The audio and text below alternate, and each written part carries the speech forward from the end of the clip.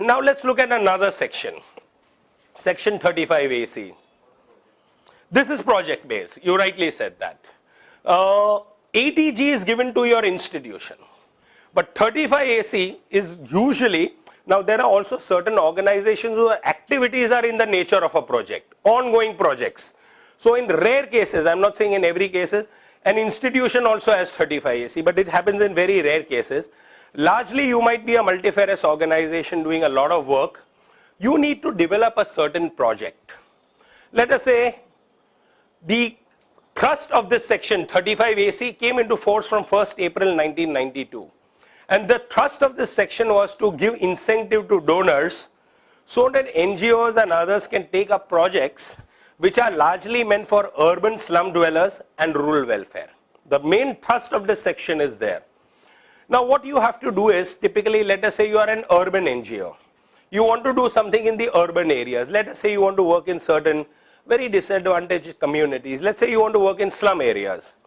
So you want to do something over there and you have to devise a project around it. What is the understanding of a project? First of all, it must be time bound. It's a 1-year project, 2-year project, 3-year project. What are you going to do there? Clean drinking water, a community health center, a women's networking facility or hygiene facilities, all sorts of things you might want to have over there, a clinic there or whatever else, and you put a budget and a time frame to it. And if that gets approved, donors giving to this project, which has a 35AC certificate, the donor gets a 100% deduction. So under ATG, which is given to your institution, the donor gets a 50% deduction. Here it's a 100% write-off. Somebody gives you 10,000 rupees and it's 100%, that means 10,000 rupees deducted from that donor's income for computation of taxation. So, and here the 10% ceiling limit is also not there. It must be up to 10% of the donor's income, etc. That is not here. Now what are the projects qualifying? The Income Tax Department has given us some insights.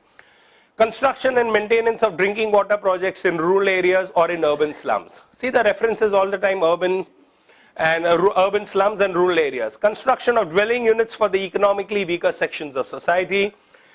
Construction of school buildings primarily for children belonging to economically weaker sections of society.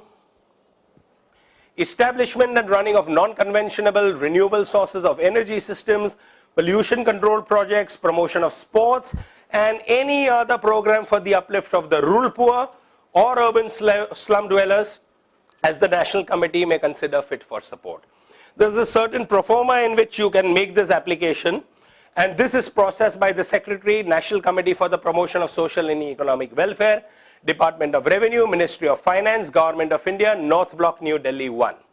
So there is a certain pro forma in which you apply, you make that project proposal, and if this gets passed, donors get a 100% deduction, which means more and more donors will get attracted towards supporting you. There are yet 2 other deductions which are unprecedented anywhere in the world, where if you are a research association under 35(1)(2), the donor gets a 175% deduction. Not 100, so he gives a lakh of rupees to you, he writes off 1,75,000. Classic examples are in Bombay, the Foundation for Medical Research, BIF, which is a well-known organization based out of Pune. These are some of the cases where there is a research association.